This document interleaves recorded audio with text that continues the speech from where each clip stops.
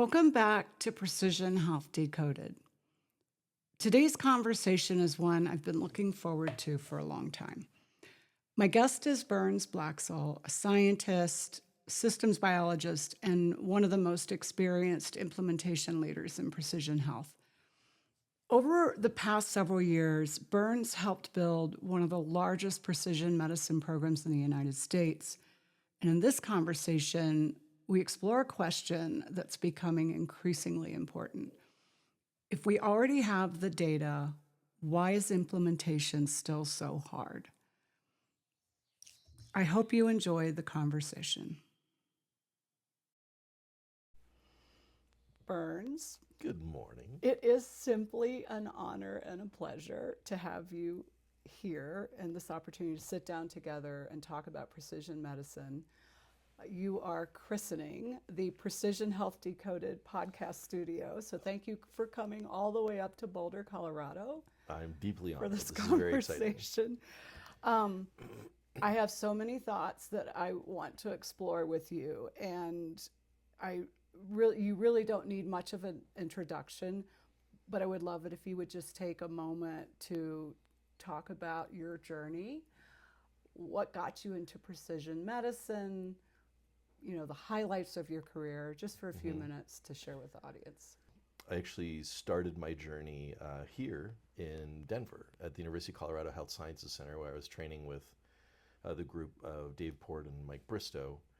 And one of the things that happened during my time here was the end of a clinical trial of the first one of a third generation beta blocker that failed. It was a drug called bucindolol, and it turned out that there was just a small group of patients that had absolutely no response to the medication. And the entire group worked on this and ultimately found that the reason that that group of patients failed was a genetic variant that rendered them unable to respond to the medication. And this is back in the day when sequencing... What year was this? That was 95 to the 99.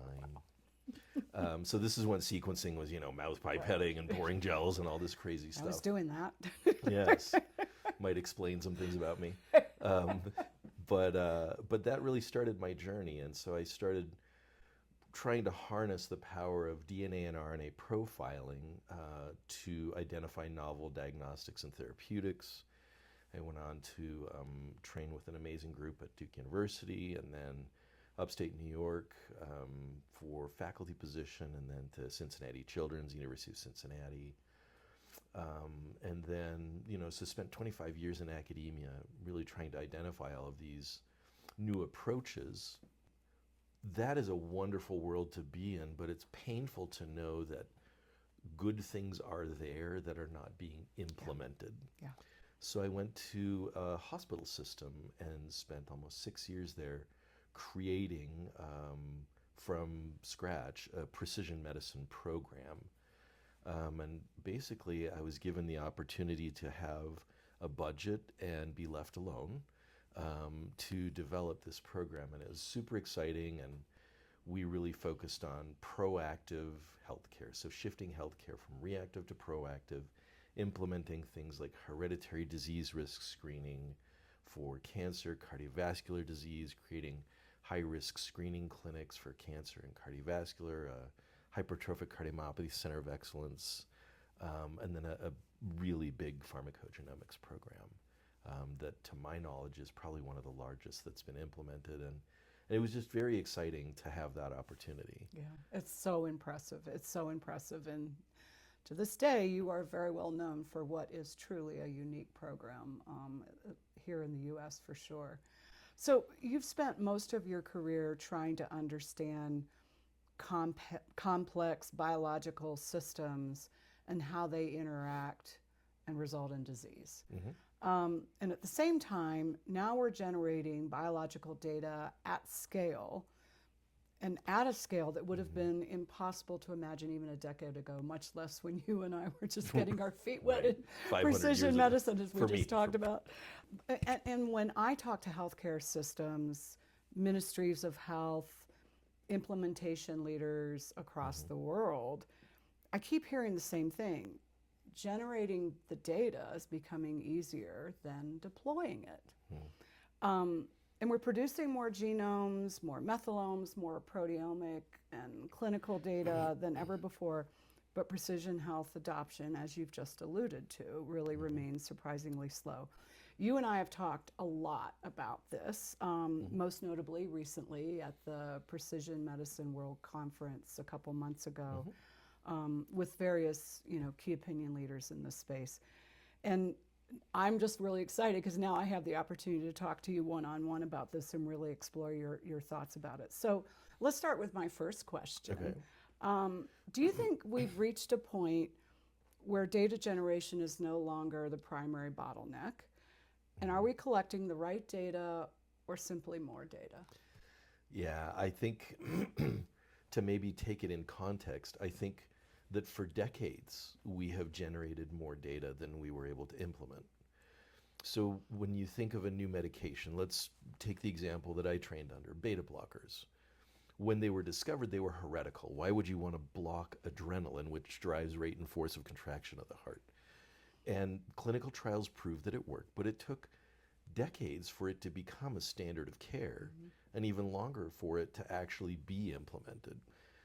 I think for a very long time we've had a problem implementing the kind of changes we need, and to be transparent, in our system, the fastest way to implementation is through either guidelines or lawsuits, or some sort of dramatic fiscal impact, which encompasses those, right?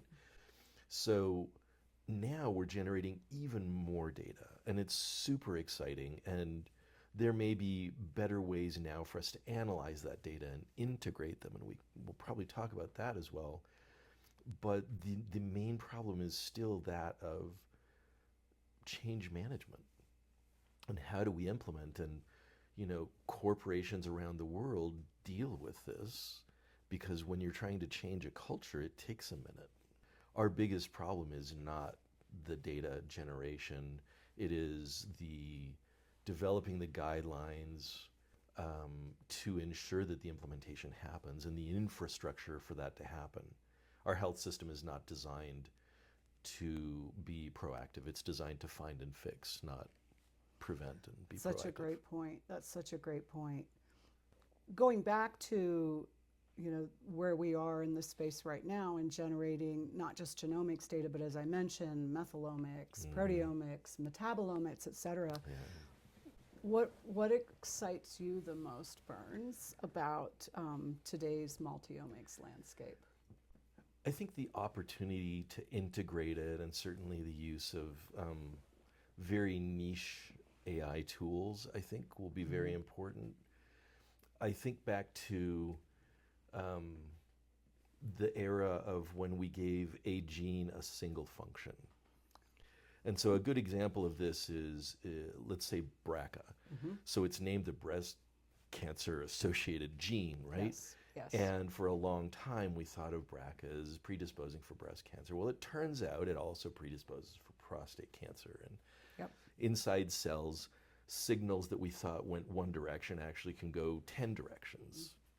And then they can be impacted by the other omics, not just genomics or proteomics, but methylome, et cetera. So I think the opportunity to generate that broad level data, but then put it all together to try and understand what the actual functional implications are is extremely exciting. And right now, I don't think that we are sufficiently intellectually capable to sew that all up. So I think new technologies and new ideas and approaches are needed to bring that all together and kind of let the karma run over the dogma. Again, to your point, a lot of people assume that if we generate enough data, then clinical insights will just naturally fall into place. And as we just discussed, this doesn't seem to be happening. I think what you just said segues really nicely into the AI watershed moment. And I'd be remiss not to bring AI up here because I've repeatedly said on this podcast, we should refer to AI as an amplifier, not the solution. It amplifies whatever system it enters, but junk in, junk out. Yeah. So with that, how do you see AI helping us to understand these complex biological insights? So first, I'm going to go back to what we were discussing before. So more data is not always better data. Think of a relationship.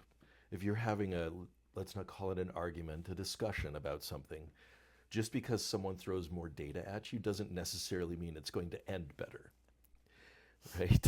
I love that. So in AI, I think let's take the example of population genomics, okay? Population genomics can tell us that, for example, approximately 24% of the US population qualifies for the NCCN guidelines for hereditary cancer disease risk evaluation. It doesn't tell you if you meet that guideline or I meet that guideline. So right now, these high-level AI models can bring the population level data, but the niche, and I don't like calling AI artificial intelligence, I like calling it augmented intelligence. And those models, those niche models, there's recent publications and reports showing that the niche models far outperform the broad models for the same reason that, N of one genomics brings life to knowledge that was surfaced originally by population genomics.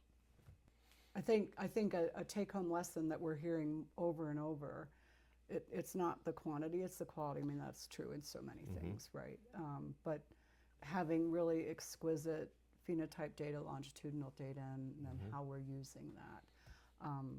But the hope is when we build these algorithms, they're still portable across populations, and I think that's still a big challenge. Burns, what does a truly useful clinical model need to deliver in your experience?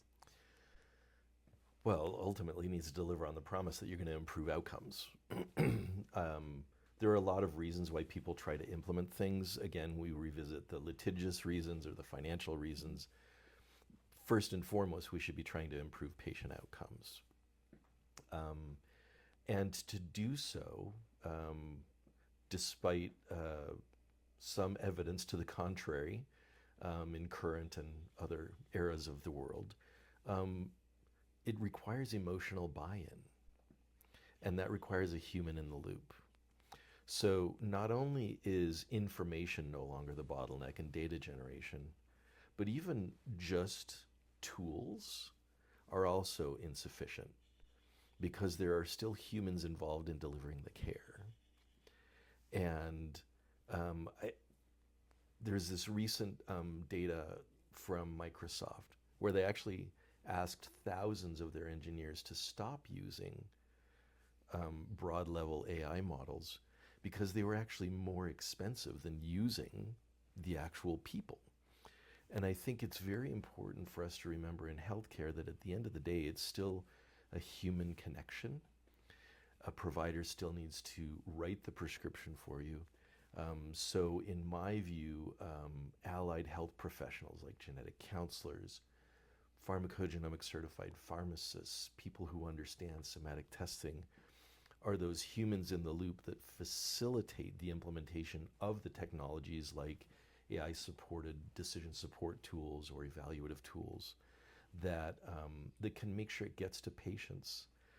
And maybe another approach that we have also tried is patient self-advocacy. Not, Dr. Google or here's my 23andMe, tell me what to do, but giving humans actual evidence-based data to then use to self-advocate in systems where they're not yet implemented. Why do you think so many promising translational medicine discoveries fail to become routine clinical care? Yeah, that's a broad and nuanced answer. One of them, and so with the Personalized Medicine Coalition, we had a publication that talked about implementation strategy. And the number one thing that drives implementation is buy-in at the C-suite level. Number two is having a physician champion who can push it forward. And then come the technologies and the humans in the loop that can make it happen.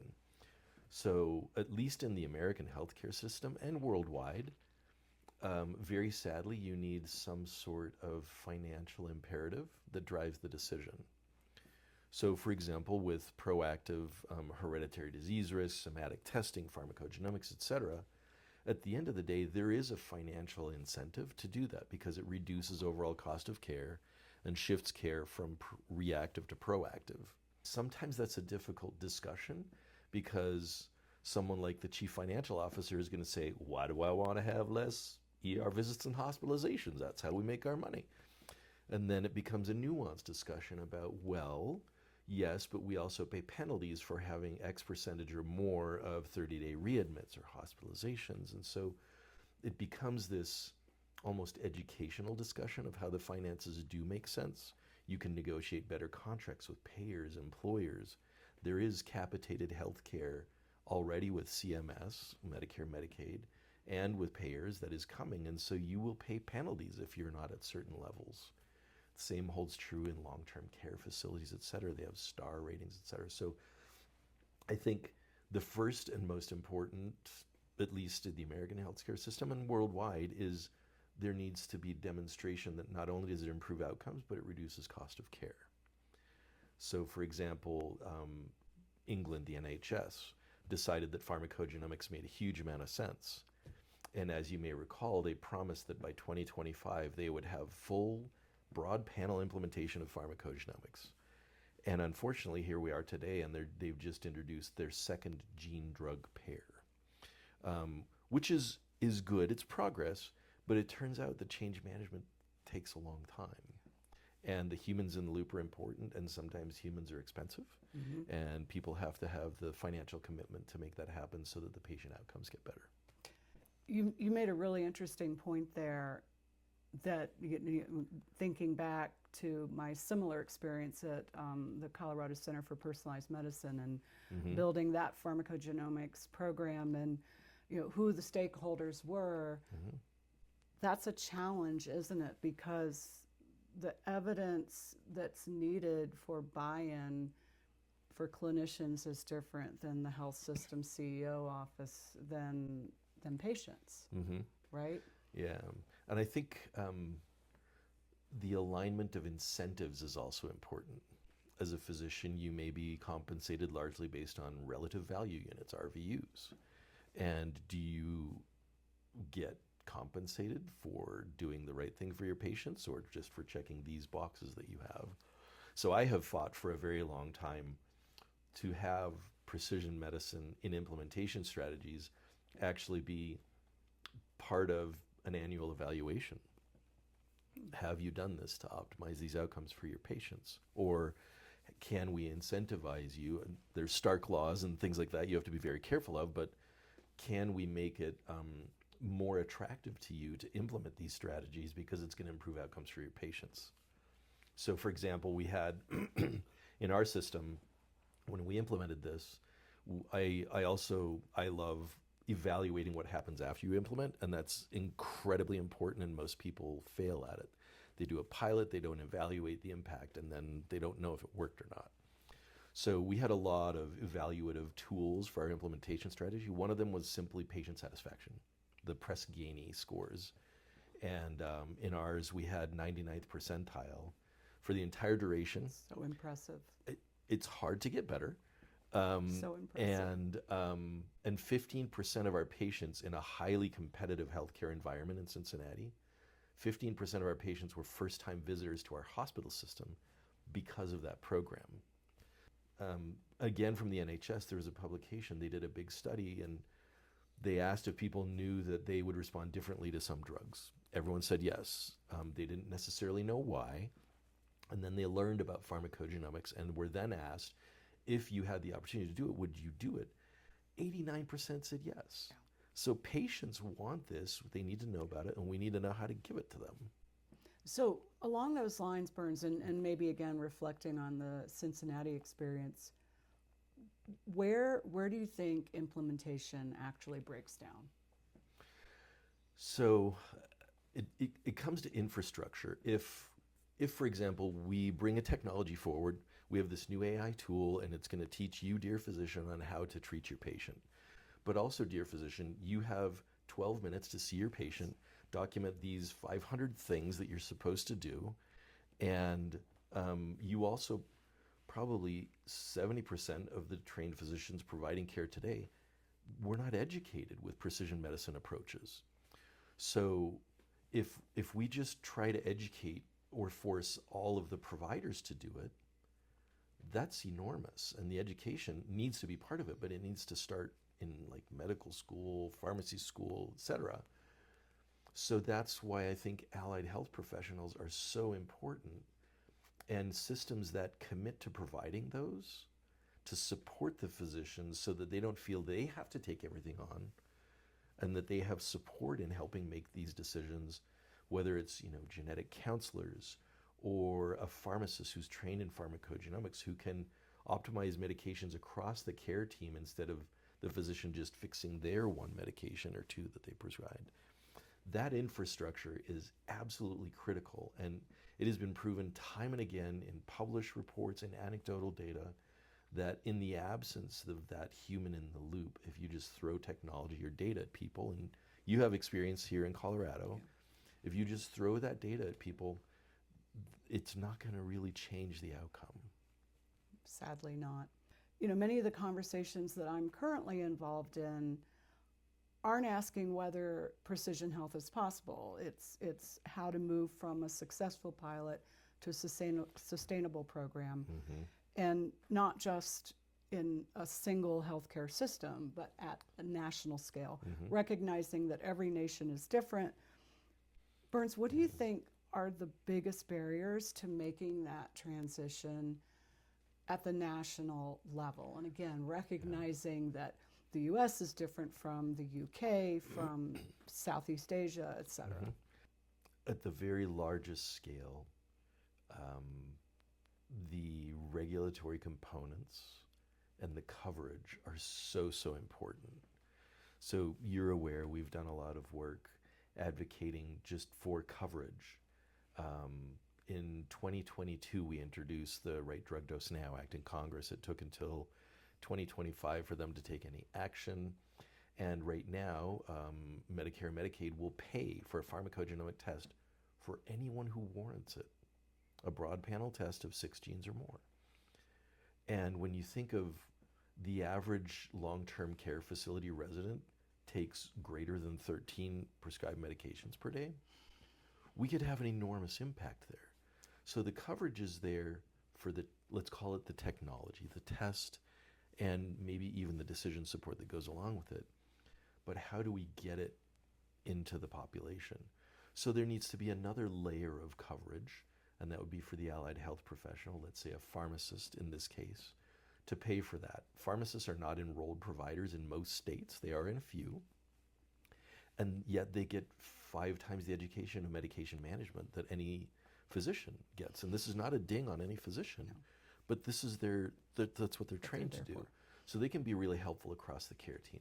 Genetic counselors are rarely enrolled, and if they do get reimbursed, it's at a very paltry rate. So there has been a pill marching through Congress for years now, trying to get genetic counselors enrolled as providers. And these type of providers can really help facilitate the implementation, because just like with those AI models where the enterprise models don't perform as well as the niche models, the same holds true in the implementation of any new approach in medicine. Those professionals that have the best training are the ones who are going to provide the optimal care. Sure. So coverage, training of the appropriate people, and integrating them into our health systems is enormously important. When NHS said they wanted to implement pharmacogenomics, they proposed hiring at least one pharmacist across each province. The Veterans Affairs system wanted to implement pharmacogenomics because they got a huge grant, and they're still marching down this road with some great leadership, some very good friends of mine. They decided to hire pharmacists to help cover this. But, not every rural healthcare system can afford that. So let's provide the coverage for that so that they're reimbursed for the care that they provide. My next question, Burns, use your imagination. If you were designing a precision health strategy for a country today, where would you start? What would you prioritize first? And what would you not do? So one of the things that has been, as we've discussed before, horrifically underserved in 97% of clinical studies to date is representation of populations outside of Northern European descent. So there are countries right now that are starting in the right place. They have large genomic programs where they're sequencing a lot of the patient population because we need to learn what those novel variants are, how they function. Same thing with proteomics, methylomics, metabolomics. We need to understand that the national level coverage is imperative to be successful. We have a phrase that we use affectionately called death by pilot. We do pilot. We don't set up in advance of the pilot the evaluative metrics to prove whether or not it actually worked, and then it fails. And we've had this time and again, I think we've talked about before, we did a pharmacogenomics pilot with the pharmacy and a PBM through a major payer, but we didn't force them to use the right implementation model. So then we get to the end of several thousand patients and they say, well, it didn't save us money. And it turns out that 3 months after the first test, the patients wind up on a new medication that wasn't appropriate for them, but nobody revisited the results. So you need infrastructure to make sure that it's not only the first time someone does something, but it lives permanently, not only in the medical record, but that there's someone assigned to pay attention to that. Yeah, absolutely, absolutely. One of the things that I've found really fascinating is that some of the most ambitious conversations around precision health aren't actually happening in Silicon Valley. They're happening inside health systems and ministries of health that are actively trying to operationalize these tools at scale. You know, examples recently, I've had a tremendous opportunity in spending time with leaders at the Bumrungrad International Hospital in Bangkok, and colleagues engaged in the Ministry of Health in Thailand. And what struck me is their enthusiasm, not just for the technology itself, but their focus on implementation and how well they're doing that. And again, I recognize that if you take Bumrungrad, that's a single healthcare system with unique features that enables them to do that. But how do we, and you just described beautifully death by pilot, you know, how do we obviate that, particularly around pharmacogenomics? I mean, you hinted at that, but I'd love to hear a little more on your thoughts in that area, and again, what we do at scale across a nation. Yeah, there's a really wonderful example that was published as a parody several years ago, and my friend Josiah Allen and others have talked about this. Right now, we have all the data we need to show that precision medicine, precision health approaches actually work. And we've talked about this before. I would like for it someday to not be precision medicine. It should just be medicine, because everybody should get it. So the idea is this. Everybody wants clinical trial evidence. And I don't disagree with that. But when we have enough empirical data to show that something works, let's use it. So the example in this parody publication was, it turns out there's never been a prospective randomized controlled trial of parachutes. Would you like to volunteer to be randomized? And the answer is no.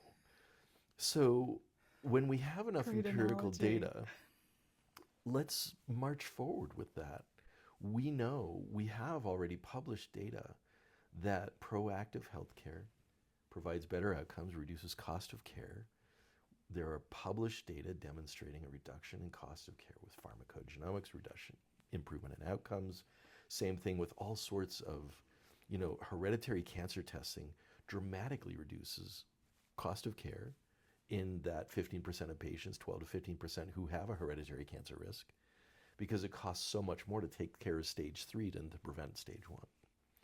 And the same holds true with all sorts of other diseases. So even in the absence of some empirical, some prospective randomized controlled trial, there is still enough evidence to show that this works.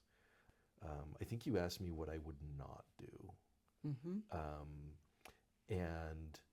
And I wouldn't dive into this death by pilot. That's, it's go big or go home. We know the data is there, so establish the infrastructure necessary, not just to prove that it works, because we know that it works if you do it right, Mm-hmm. but to do it right, to prove to your populace that you have their best interest in mind, and you have the fiscal best interest of the country in mind because you're reducing the cost of care and improving outcomes.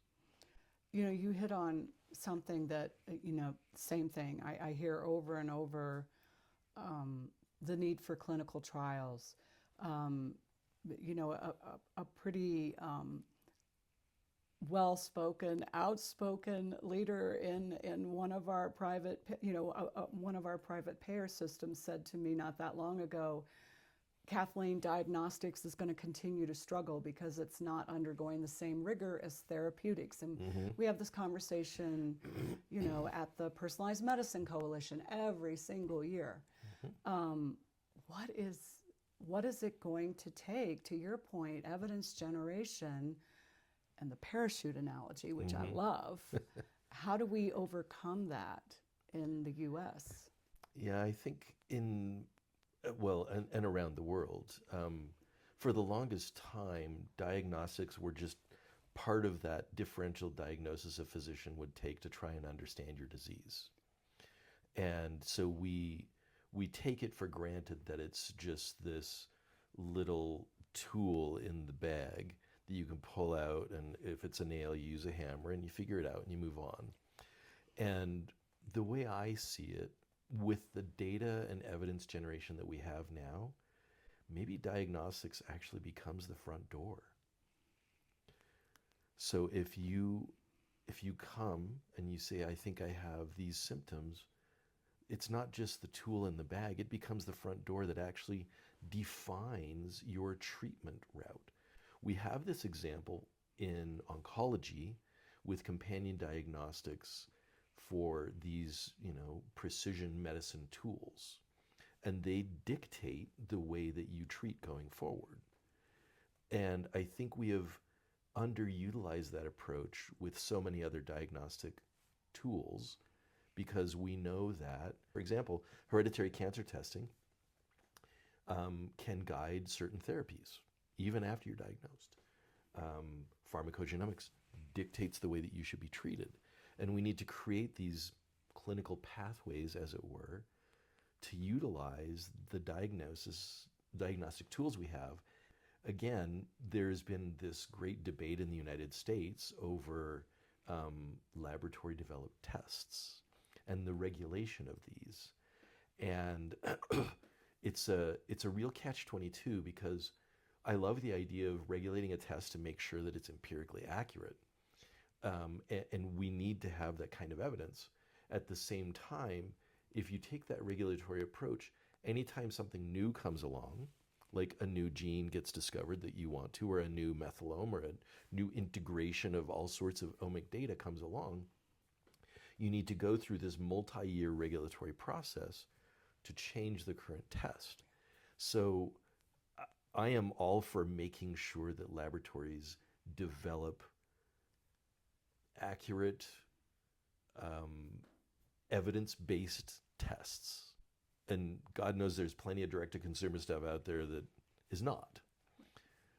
But I think we need to come up with maybe a different regulatory strategy of how we do that, because it's important to get this diagnostic data as part of the front door so that we can help define or design the therapeutic route. I want to come back to a theme that you mentioned a few minutes ago, and that's around clinically relevant variation across populations. As you know, that's in my academic world, that's been a passion of mine for a very long time. We're not supposed to talk about this in the United States right now, but we're going to. We're going to say the word diversity. Yes. And And, I mean, if we just take a gene like, our mutual favorite gene, CYP2D6, Sure. right? We know that structural variation, copy number changes, population-specific haplotypes all plays into this, but how little we know about that across populations. And to your point you made a few minutes ago, so many of our reference populations were, pretty much predicated on European ancestry populations and data sets. And so how do we move forward when we think about places like the Middle East, Africa, the Association of Southeast Asian Nations, and what's happening in that part of the world? I would argue that programs like Precise in Singapore, Genomics Thailand, BGSI in Indonesia, and others, they're not just implementing precision medicine, they're actually generating entirely new technologies and information that has the potential to change our interpretation globally. It's just such an exciting time. So another way to look at it is these countries aren't simply adopting precision medicine, but they're actively shaping the future. Right. And I just, want to say a few words and my thoughts about this as you were speaking on the importance of diverse populations and reference data sets. Thinking about the work we did with CAPA, this was the NIH-supported consortium on asthma among African ancestry populations in the Americas that I began leading in 2011. We brought together investigators, key opinion leaders from Africa, the Caribbean, Latin America, North America. And one of the biggest lessons from that work is that, assumptions that were developed from one population, say UK Biobank, just aren't relevant in this case, an African admixed population. So with that as a background, can you share your thoughts about the importance of population diversity in the context of the future of precision medicine? And to what extent our current, here today, reference resources adequately reflect that global diversity? Yeah, I mean, lots of depth to the question, but I really, really like it. So I would say adequate, no. No matter where we are, not adequate, inadequate. Just for our listeners, I want to educate those who don't know that CYP2D6 is cytochrome P452D6, and that gene is responsible for breaking down a large number of prescription medications that we take. And it's been discovered that it plays a key role in their metabolism. And if you have a variant, and nearly 40% of the population has some sort of variant in that enzyme alone, you will have an altered response to what is expected in that patient population. And if you are a woman, you're underrepresented. Women have nearly twice as many adverse drug events as men. And if you are of African ancestry, you have a 1.38-fold higher adverse drug event because it's been underrepresented.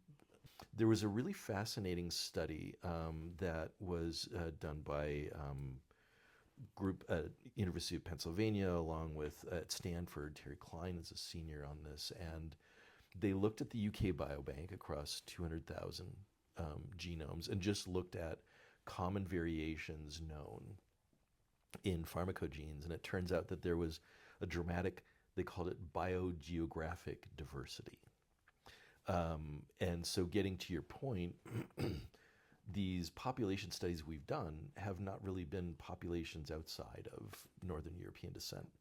There's wonderful data coming out of Asia and Africa and a little bit starting to come out of South America as well, showing that even these commonly variant enzymes, there are novel variants that have not yet been described in other populations that have been studied that dramatically impact outcome of hereditary disease or pharmacogenomics or whatever it is that we talk about. Going back to the original comment about AI and enterprise versus population specific, it's really important that every ethnically diverse population from the one that's already been studied be included so that we can understand what that different baseline is for that. I don't want to call it a diverse population because they are their population. They're just different than the one that's been studied The so reference, far. yeah, exactly. The reference Exactly. is, unfortunately, like the history of the world, very Northern European Yep. focused. Yep. To revisit one thing that you were talking about with your Kappa work, even when we're in a very diverse country like the United States, even though some people think it's not diverse right now, we can't necessarily rely on someone verbally saying what their ethnic background is to tell us, because if one thing 23andMe did, it proved to us that 8% of people are wrong about who their dad is. So I think it's really important that we use the tools available to us to understand that diversity and to really dive into the specific populations with specific tools to understand each of them. It's brilliant. And I think, we're so aligned on this thought process that, we have this long-standing, European reference data set, and you just underscored the importance of, we'll call it the unknown, not diverse, just that's the other population, and it's not in a reference database. It really, to me, it really screams that in many of these up-and-coming national programs, the importance of striking that balance between continued discovery and clinical implementation. Because you can't implement until you know what you don't know yet. Yeah, and at the same time, there are things that we do know. And I can tell you there are a number of companies that have the financial means to do the discovery, but they're still not necessarily doing the implementation well. So lots of kind of money thrown at fire. But there are things we know already. And a great example would be clopidogrel. So it turns out that even back in 1997, it was known that there was a differential response in Asian and Pacific Islander populations. And that led the state of Hawaii to ultimately sue them, the makers of Plavix, clopidogrel, for $917 million because patients of Asian Pacific Islander descent were coming back with greater than twice as many heart attacks because it wasn't preventing them. So we have data already, at least in small pockets of knowledge that we have, that should absolutely be implemented. So I think that these, let's call it emerging technology nations who are implementing precision medicine can at least start with the knowledge we already have while still generating the information necessary. And that involves a really a multi-pronged approach. One is the implementation strategy. And I'm telling you now, me personally, that's the hardest one, along with the discovery that is specific to your population. Right. With all of this in mind, Burns, what do you think success is going to look like 10 years from now, both here in the U.S., which you obviously are, an expert on? Well, I'm officially Canadian, so I know that. You are officially Canadian. I should have said I'm both. that to That's begin. okay. Yes, yes. Yeah, right now it's more important than ever. North America. Yes. Even though Canada and the U.S. could not be more different in our health systems, but yes, comparing North America and thinking globally, what does precision medicine look like 10 years from now? 10 years from now, I hope it's just called medicine. And we have enough knowledge right now to implement dramatic change around the globe with extant knowledge. So the implementation strategy is where it is most important, and that requires commitment at the highest level of the hospital systems, the health systems, the countries, the payers, and every system is different in every country. But it requires that commitment to say, we're going to improve outcomes because it's also going to impact positively on our bottom line by reducing cost of care. And then funding the infrastructure necessary to implement that. So everyone gets really excited about cutting edge technology, and we invest in that, and we throw lots of money at that. Implementation for most people is kind of boring. So people don't throw money at that, and they don't invest in the infrastructure necessary to make it happen. But in my view, That's where the investment must lie, first and foremost, while developing all this other data. So in 10 years from now, I don't know if you know this data from the Personalized Medicine Coalition has worked with a couple of companies, and Suzanne Monkstead has led this, demonstrating that 20 plus years ago, there was a companion diagnostic for lung cancer. And 4 years ago, and in this year's study, it was shown that even though there's been a lot of progress in knowledge and information, only 36% of patients ultimately are benefiting from the testing that drives the decision about their therapy. And as our good friend Matthew McConaughey says, that just ain't right. So let's invest in implementing the knowledge we already have to get that out, because that will impact us at least as much as the emerging technology we're trying to invest in. Burns, thank you so much for taking the time to have this conversation. Thank you. It was such a pleasure. Thank you very much for having me here, and really hope that this is helpful for our viewers. Fantastic.